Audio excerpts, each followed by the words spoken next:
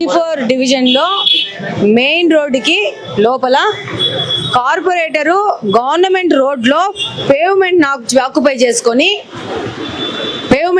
చేసుకొని రూములు కట్టుకొని ఉన్నాడు. ఈయన పేరు అక్బర్ అంట.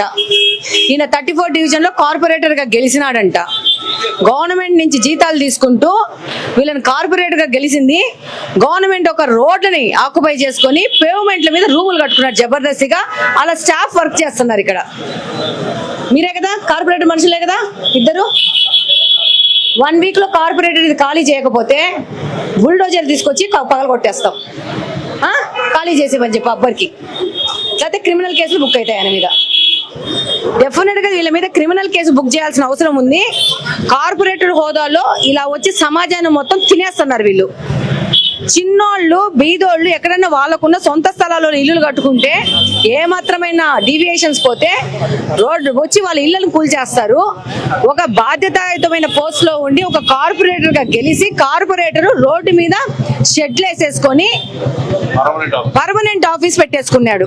ఇది 5 ఏళ్ల నుంచి వైఎస్ఆర్సీపీ గవర్నమెంట్ లో గెలిచిన కార్పొరేటర్ పరిస్థితి. ఈ పక్కన రోడ్ లో సేమ్ కాలువ మీద మొత్తం కాలువ మీద ఇది కాలువ. ఒక నిమిషం రామ్మ, ఇట్లా కాలువను మూసేసేసి కాలువ పక్కన ఉన్న పేవ్మెంట్ మీద వైఎస్ అవినాష్ రెడ్డి గారు జగన్మోహన్ రెడ్డి గారి నిధులతో ఆరో వాటర్ ప్లాంట్ పెట్టేసి ఈ జగ కూడా ఆక్యుపై చేసేసుకున్నారు.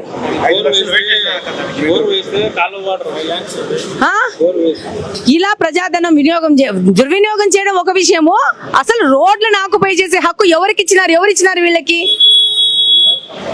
కాలువను రోడ్లో తీసుకొచ్చేసేసి వీళ్ళ రూములు కట్టుకోవడానికి కాలువలు కూడా జరిపేసుకున్నారు.